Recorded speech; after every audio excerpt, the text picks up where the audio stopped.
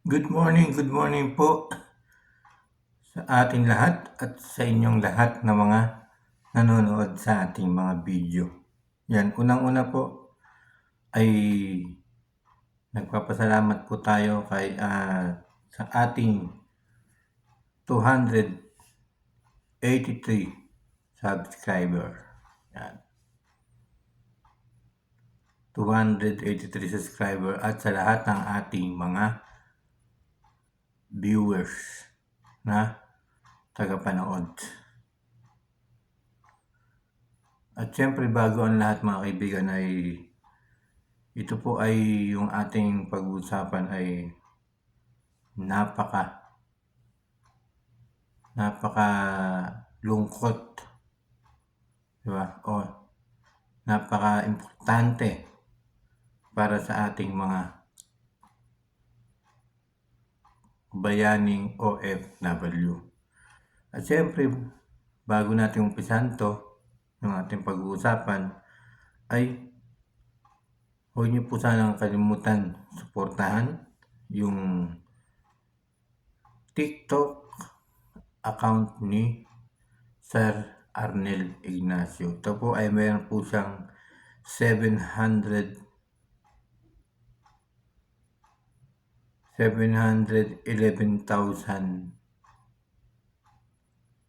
followers sa TikTok. At sa kanyang YouTube channel ay suportahan nyo rin po yung kanyang YouTube channel. Meron po siyang 19 subscriber. Yan. Yung kanyang YouTube channel ay ganun din yung pangalan dito sa TikTok. Arnel Ignacio. Yan. Supportahan nyo po yan mga guys. Sapagkat napakabait na tao na yan. Ni Sir Arnel Ignacio. Yan. Siyempre napapanood din nyo po yan sa Rapid Tulfo in Action. Diba? Marami na siyang natulungan. Marami na siyang nabigyan ng tulong para sa mga OFWs. Meron lang ako napanood mga guys. Meron ako napanood sa kanyang TikTok. Ito po ay January 18. Yan, January 18. Dito ay galit na galit siya rito. Galit na galit siya rito. Siyempre, kaya nagiging ganito si Sir Arnel Ignacio ay pinapahalagahan niya, binibigyan ng halaga yung mga OFWs na naaapi o pinapabayaan, di ba? Kaya bilib ako rito kay Sir Arnel Ignacio. Yan. Talagang matulungin. Kahit nung hindi pa siya nakapesto rito sa OWA. Kaya nagpapasalamat ako kay Sir Arnel Ignacio kasi madali siyang lapitan. Yan, madali siyang magbigay ng action agad. Diba? Meron akong napanood dito mga kaibigan na tungkol ito sa yung papaalis na OFW. Kasi nagpunta siya sa airport ng Terminal 1. Nakalagay dito mga kaibigan, matapos bumisita ng ating OWA administrator na si Arnel Ignacio sa OFW Lands sa Terminal 1 ay meron daw siyang nakita ng mga Pinay OFW na nakaupo sa harapan ng airport na parang namamalimos.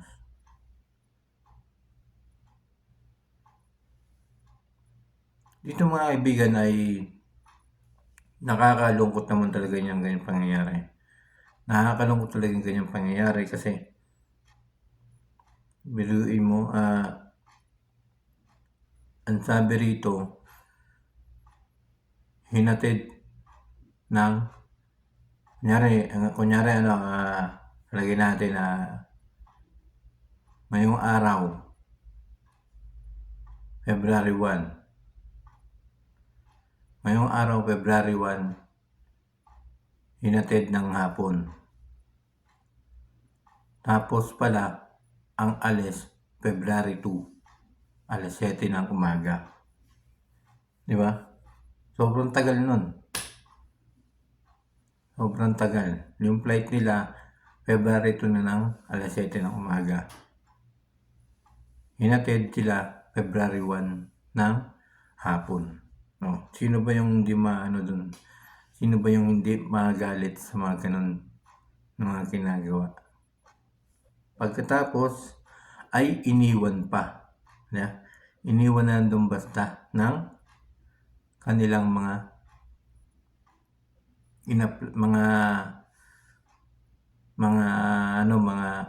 yung sa agency, di ba? Sa agency. Napakapangit ng mga guys. OFW. Napakagandang pangalan. Bayaning OFW. Pero ganun ang gagawin. Di ba? Kasi nga, sabi nga ni Sir Arnel Ignacio, kumita na kayo rito. Kumikita kayo rito pero iniiwanan daw nila. Yan ang sabi ni Sir Arnel Ignacio. Mapapanood nyo mga guys, hanapin nyo lang sa TikTok, Arnel Ignacio. Yan. At siyempre, kapag nahanap nyo na yung Arnel Ignacio sa TikTok o sa YouTube channel, subscribe na rin po at pakipollow. Talaga napakabait po talaga mga kaibigan ni Sir Ignacio, Arnel Ignacio. Awang-awa ako habang pinapanood ko itong mga kaibigan, awang-awa ako kasi isa rin akong OFW. Isa rin tayong nagmamahal sa mga OFW, kapwa OFW, na kailangan natin mahalin o bigyang halaga. Kasi bayaning OFW yung tawag sa atin. Pero ang ginagawa sa atin, ginagawa sa mga ibang OFWs, pinapabayaan. Ganun ba yung bayaning OFWs? Papabayaan na lang. Di ba? Pagkatapos magkapera, iiwanan na lang. Tapos magkapera yung agency, iiwanan, papabayaan, iiwan sa isang tabi. Tama yung sinasabi ni Sir Arnel Ignacio na parang iniwan yung basta-basta yung mga tao sa gilid. Sa may Terminal 1. Diba? Napakapangit mga guys. Hindi maganda yung kanilang pinapakita rito.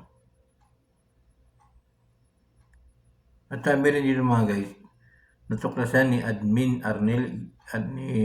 Arnel Ignacio na sila ay hinatid sa airport ng ganong oras, kanilang agency, alas 6 ng gabi, kahit alas 7 pa ng umaga, ang flight ng mga Pinay OFW.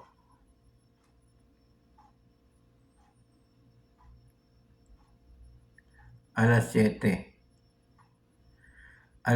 pa ng umaga, kahit na alas 7 pa ng umaga, ang alis nila, ay hinatid na ito ng alas 6 ng gabi.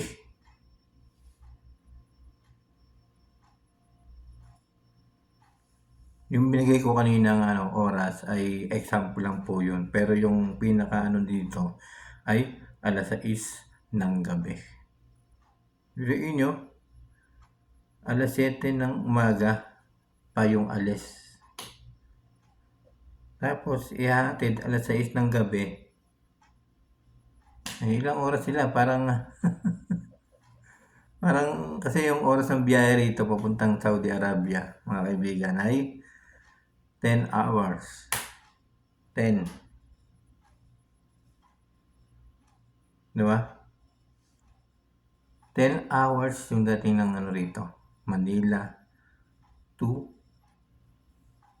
Saudi Arabia. 10 hours.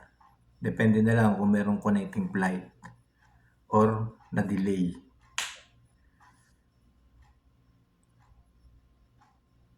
Pero, ang totally na pinapapunta tayo, kunyari aalis tayo, puntang ibang bansa, kailangan 4 hours before, bago mag-flight, ay nandun po tayo sa airport. Di ba? 4 hours or 3 hours, kailangan nandun tayo sa airport. Hindi yung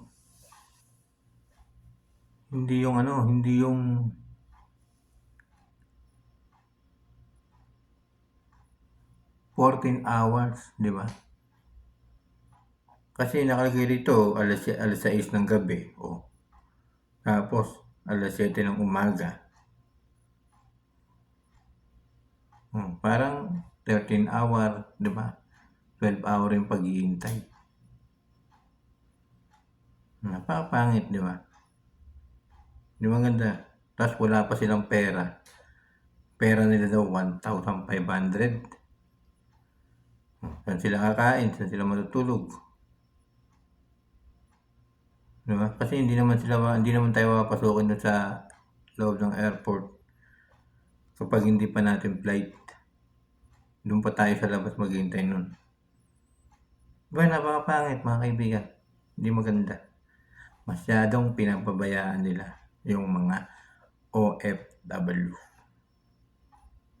Ako, galit na galit ako dyan sa mga galit na galit ako dyan sa mga ganyang mga asal ng mga ibang agency. Pero hindi naman lahat ng agency ay ganun yung ginagawa. Di ba? Merong agency na talagang aasikasuhin ka. Merong agency na pababayaan ka na lang pag nakuha na nila yung bayad sa'yo.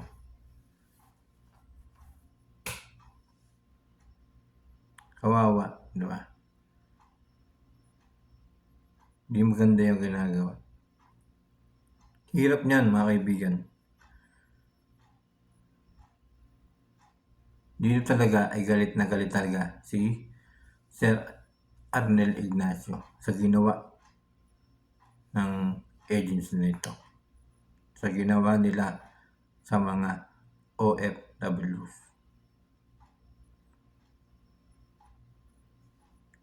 Dito ay tinatawagan niya yung agency, yung nagatid sa mga OFWs natin.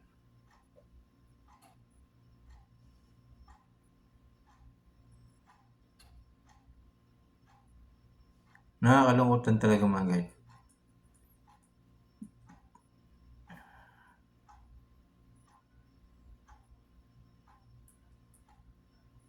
Wala siyang sound.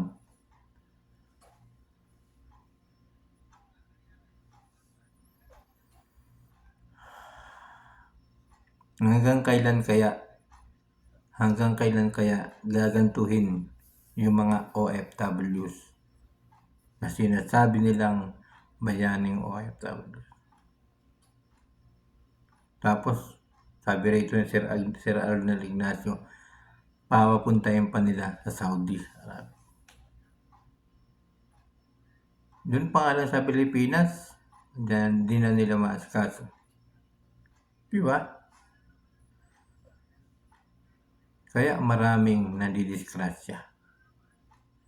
Kaya maraming umuuwing iyakan o umiiyak na mga OFWs, lalo na yung mga domestic helper, yung mga katulong dito sa bahay.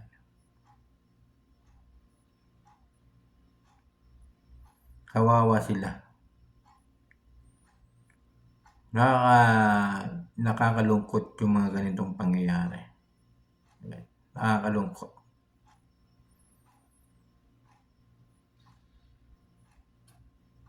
Kaya 'pag may nakikita akong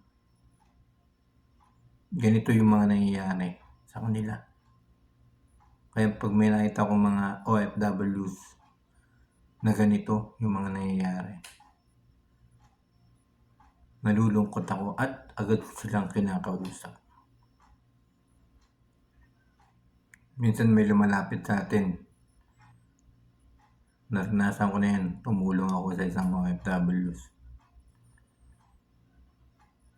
Ako mismo yung gumagawa ng paraan para kasi minsan wala silang pamasahe, walang panglakad yung kanilang mga magulang sa Pilipinas. Yan, ginagawa natin ang paraan yan. Kinakausap natin yung mga bawat tao na pwedeng makatulong sa kanila. Ako po kasi meron po tayong isang pusong charity lagi, matulungin sa mga nangangailangan ng tulong, lalong-lalo na yung mga OFW. Ako, hindi ko man kayang magbigay ng pinansyal, pero gagawa natin ang paraan yan para matulungan po natin sila, di ba? Kasi ako po ay hindi pa po ako sumasahod dito sa YouTube. Kung mapapansin niyo po, yung aking subscriber ay 283 pa lamang. Pero kung inyo pong tatanggapin ang aking paglalambing sa inyo, na i-subscribe po ninyo yung aking YouTube channel, Kuya Mike CV, ay aking pong ikinagagalak. Kapagkat sumusuporta po kayo sa akin sa aking mga video, sa aking mga bagong upload, ay yung pinapanood. Maraming salamat po sa inyo lahat, pero talagang nakakalungkot dito. Pagkatapos nila kumita sa isang OFW, pababayaan na lang. Sana sa mga nandyan sa Pilipinas, lalo-lalo na sa ating gobyerno, di ba? Sana matulungan po natin, kung magagawan po ninyo ng paraan na matulungan yung ating mga kababayan na nandiyan sa Pilipinas na gustong umalis upang magtrabaho sa ibang bansa. Kung magagawa niyo naman pong tulungan sila na magkaroon ng mga pangnegosyo, pang panimula sa hanap buhay, sana po ay matulungan po natin sila. Kasi mahirap ang buhay dito sa ibang bansa. Lalong-lalo na kung maliit ang inyong sahod. Lalong-lalo na especially sa mga domestic helper,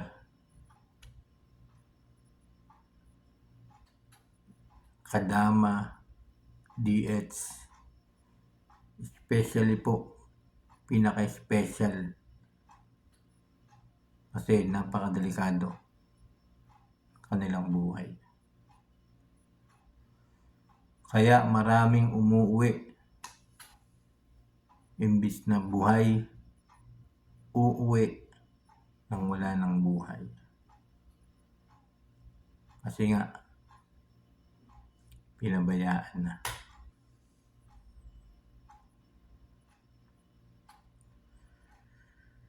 Maraming salamat po sa inyong lahat mga kaibigan.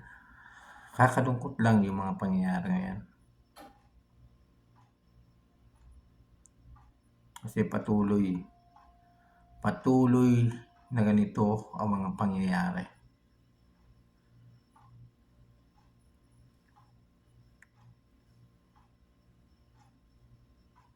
Tuloy.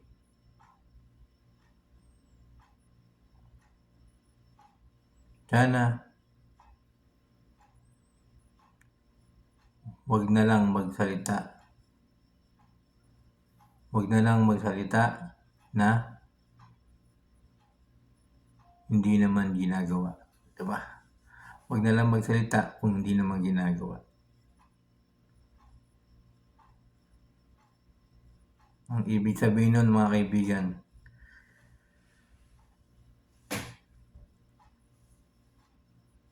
gawin, wag lang sa pagsasalita. Gawin ng maayos. Iligtas ang mga kawawang o mga mahal nating OFWs. Kasi napakahalaga ng buhay ng isang tao. Sana nga, sama ko rin dito sa ating video, sana magpasa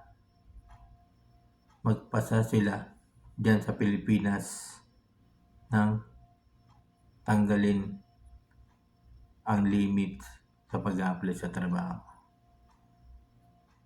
O dagdagan ang limit sa pag-apply sa trabaho.